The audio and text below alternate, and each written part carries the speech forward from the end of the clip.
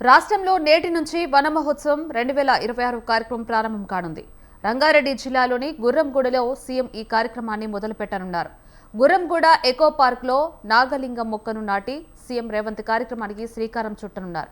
వృక్షాలు జీవనాధారం అనే థీమ్తో ఈ ఏడాది కార్యక్రమాన్ని ముందుకు తీసుకెళ్లనున్నారు. రాష్ట్రాన్ని పచ్చదనంగా మార్చడమే లక్ష్యంగా ప్రభుత్వం ఈ కార్యక్రమం నిర్వహిస్తోంది. ఈ ఏడాది 16 కోట్లకు పైగా మొక్కలను నాటాలని ప్రభుత్వం భారీ టార్గెట్ను నిర్దేశించుకుంది.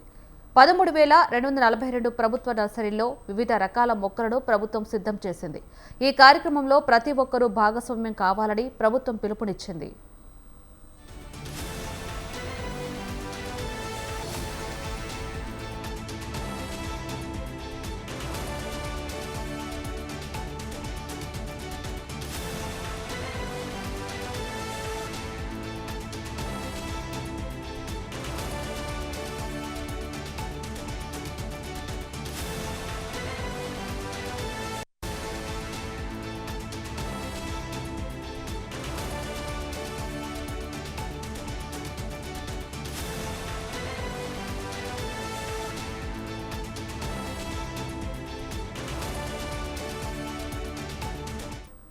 రాష్ట్రంలో నేటి నుంచి వన మహోత్సవం 2026 కార్యక్రమం ప్రారంభం కానుంది.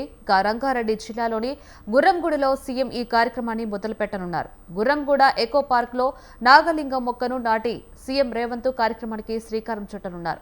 వృక్షాలు జీవనాధారం అనే థీమ్తో ఈ ఏడాది కార్యక్రమాన్ని ముందుకు తీసుకెళ్లనున్నారు.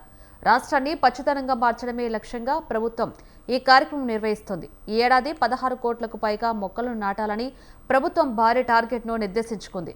13,242 ప్రభుత్వ నర్సరీల్లో వివిధ రకాల మొక్కలను ప్రభుత్వం సిద్ధం చేసింది. ఈ కార్యక్రమంలో ప్రతి ఒక్కరూ భాగస్వామ్యం కావాలని ప్రభుత్వం పిలుపునిచ్చింది.